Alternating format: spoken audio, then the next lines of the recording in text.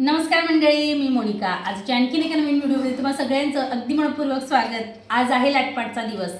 अक्षय तृतीयेचा आदला दिवस हा आमच्या खानदेशात लाटपाट म्हणून साजरा केला जातो. या दिवशी घरोघरी सांजरे लाटल्या जातात आणि त्याच पद्धतीनं गोड घाऱ्या, तिखट घाऱ्या करण्याची सुद्धा फार पूर्वीपासून प्रथा ही चालत आलेली आहे.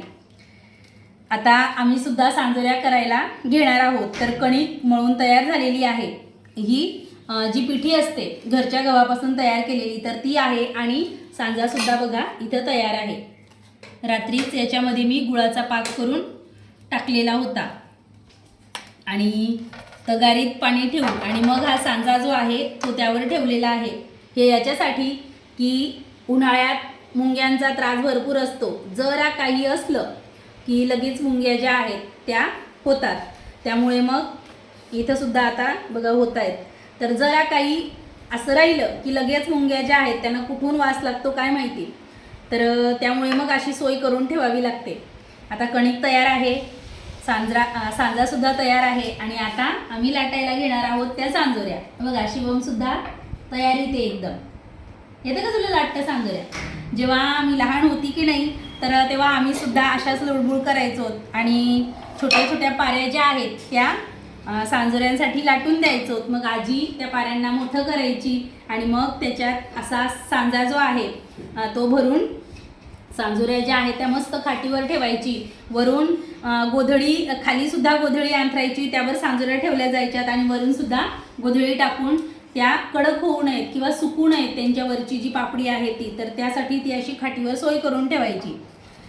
तर आमच्या आता थोड्याच प्रमाणात आहेत कारण जास्त काही कोणाला आता गोड आवडत नाही. पण पूर्वी अगदी पावशेर, दीड पावशेर आस्ते रव्याच्या सांजोऱ्या ज्या आहेत त्या आजी करायची आणि अगदी 15-20 दिवस त्या पुरायच्यात. आणि सांजोऱ्या लाटताना रवा सुद्धा खायची खूप मजा यायची आणि तो रवा खूप आवडायचा. आणि सुद्धा बघा आता सांजरे लाटायला घेतोय आणि याच्यातला बराच रवा हा मुलांनी सुद्धा खाल्ला, त्यांना सुद्धा आवडतो. आपण काही गोष्टी केल्यात की मुलं सुद्धा सुरुवातीला आवडत नाही त्यांना, पण हळूहळू जरा चाखलं की मग आवडायला लागतं.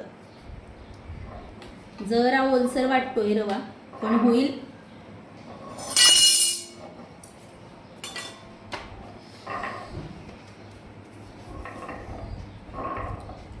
ती पिठी घेऊन ये पिशवीमधली जरा. काय पिठी छोट्या छोट्याच करायच्यात ना, छोट्या छोट्याच करायच्या.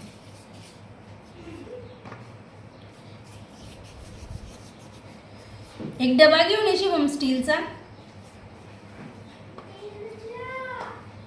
हा स्टीलचा डबा आणि त्याच्यात आपण ठीक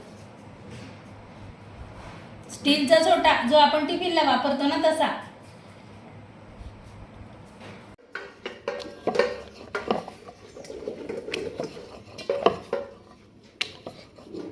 काय तू हे घे ना.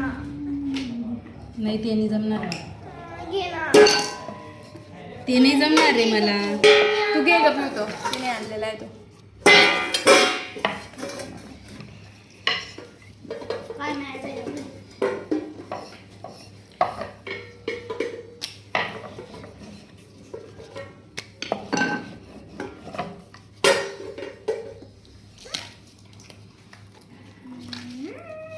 हा लाटली गेली का? फारी लाटली गेली. तिलाच घडून मोडून करून राहिली का? तिसरी जावा लाटायला गेली ती आता ती.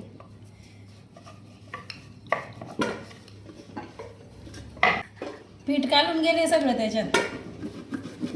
पीठ काय नको पाहायला. शिवमचं घेऊ का?